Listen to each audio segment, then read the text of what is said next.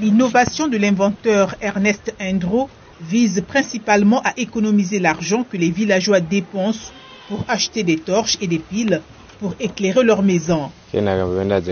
Après avoir réalisé que nous étions confrontés à de nombreux problèmes sans utiliser l'électricité, j'ai pensé à essayer de produire de l'électricité. Maintenant, nous y sommes.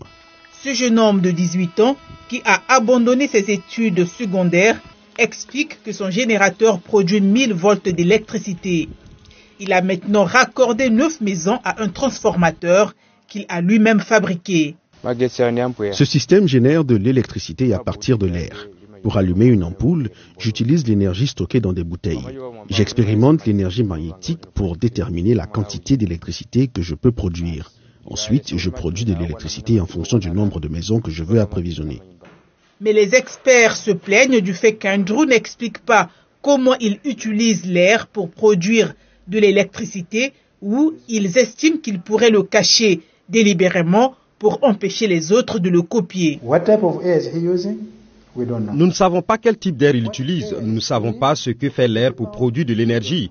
Et il ne le dit pas, nous ne savons pas comment il introduit de l'air dans son système pour produire de l'électricité et il ne l'explique pas. Alors, comment pouvons-nous apprécier, comment pouvons-nous aider en tant qu'ingénieurs? Katumba affirme que si l'innovation d'Andrew s'avérait réelle, elle serait considérée comme l'une des plus extraordinaires au monde. L'innovation a convaincu des voisins sceptiques.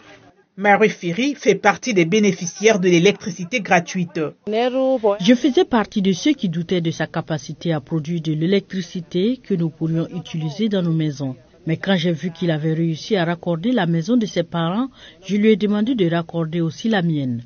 Maintenant, la vie est simple. Les villageois utilisent également l'électricité gratuite pour charger les téléphones et brancher les rasoirs électriques.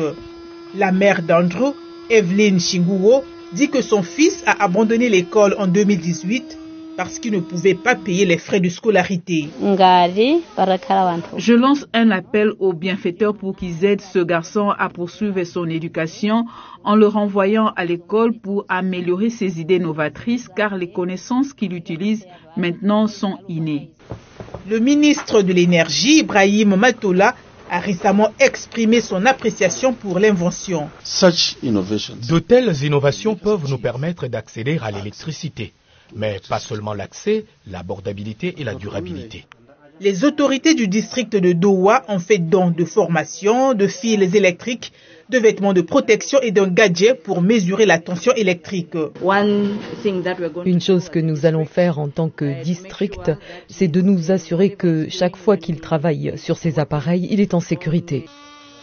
Le gouvernement du Malawi a mis sur pied un groupe d'experts chargés d'examiner de près l'innovation et d'identifier les domaines dans lesquels il est possible d'apporter une aide. En attendant, Andrew s'efforce de raccorder l'ensemble du village et de répondre à la demande du gouvernement d'éclairer une école primaire publique située à proximité.